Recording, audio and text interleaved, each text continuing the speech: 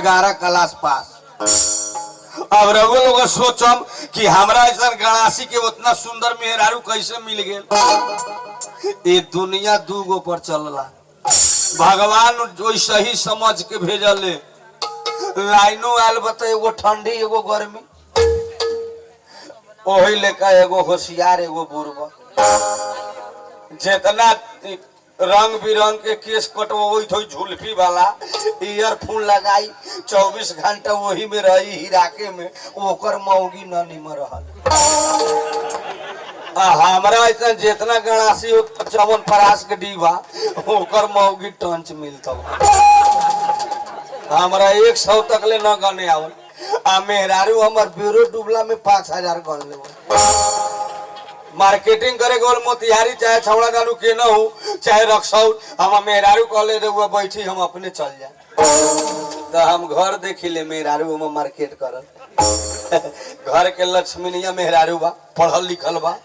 हम दिन भर पसीना का चुआ के कमाई ले घाम भर, तो बड़ा खिसिया के 500 दिन भर कमाबो मेहनत करके तो 500। आ मौगी हमर के मारियो बन कर दो, आधा घंटा में 2500 दुआ। सिलाई करले, सिलाई कंप्यूटर चलावला। अब रवो लोगन बात नहीं खे सोचे कड़ी वो बात ना, सिलाई करले कंप्यूटर है। ऐसे तो हम ओकरा के घर के हम गार्जियन हम मेहरारूए बन गए। हमरा घर के गार्जियन हम नहीं के, हम बाबू नहीं के, हम मेहरारू। लोग कहले कि बाप मतारी के माने के चाहिए, बाप मतारी के सेवा करे के चाहिए। बाप मतारी के से दुनिया देख रहल बा। बाप मतारी के चरण में 4 धाम बा, लेकिन सब गलत बात।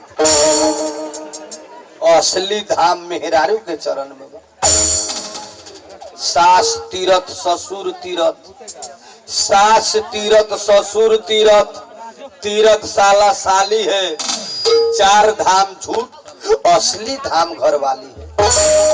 हमर बाप मतारी हमर मौगी है बा।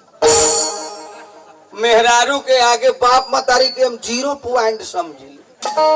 रात में खाओ चाहे ना खाओ, बाप मतारी हम देखो न जाए, लेकिन मेहरारू ना खाई तो हम खेबो न करी।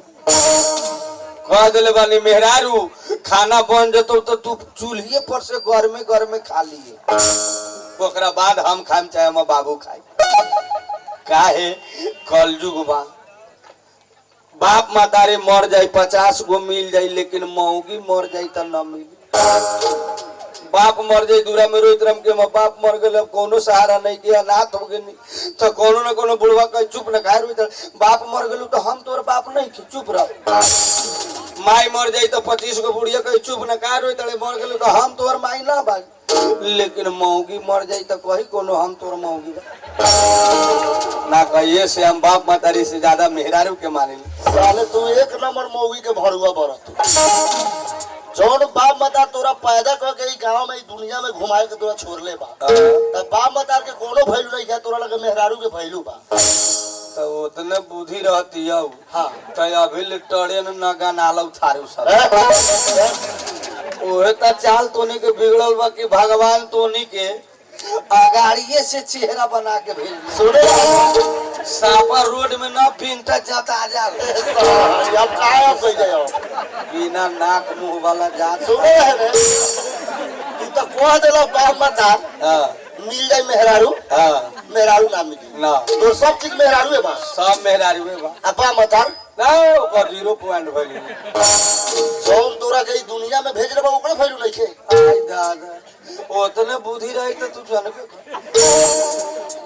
तोरा बाप मतारी मर उरिया जाए 2 साल 4 साल में खत्म। हाँ लेकिन जिंदगी भर मेहरारू साथ देवे। जिंदगी भर दे दी साथ। हाँ तोर मेहरारू जिंदगी भर रही, तोर मेहरारू जिंदगी भर दे दी साथ। एकर मतलब तोर भाग लो का। एक बात का तू अपन बात करो पहले, तोर मेहरारू जिंदगी भर तोर साथ दी, तब कौन दी? एक बेर हमरा तू अपन घरे ले चलो। देखो तारी कोनो बात ना, संदेश ले ला चलो। हां संदेश हम छावड़ा छावड़ी भेटा तो मामा आज एक बार सुनो ना, एक बार नंबरवा दे के बुझो। नंबरवा देबो तो अपन घरे के लिखना ला। हां बोला 98 452 98 452 तो बहन के ले गेल राम। से दिवतावन ज्यादा जोर करबे तो भाग जबो चितावन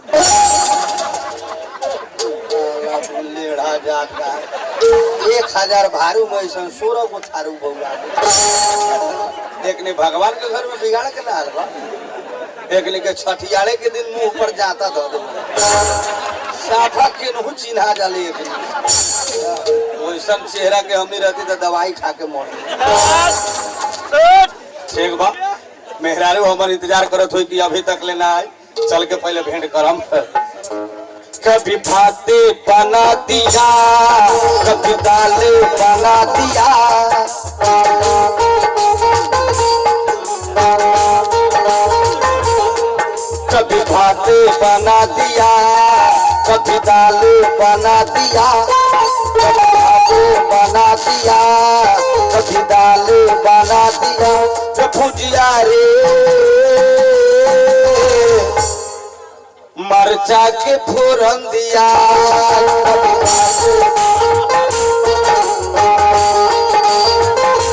मेहरारू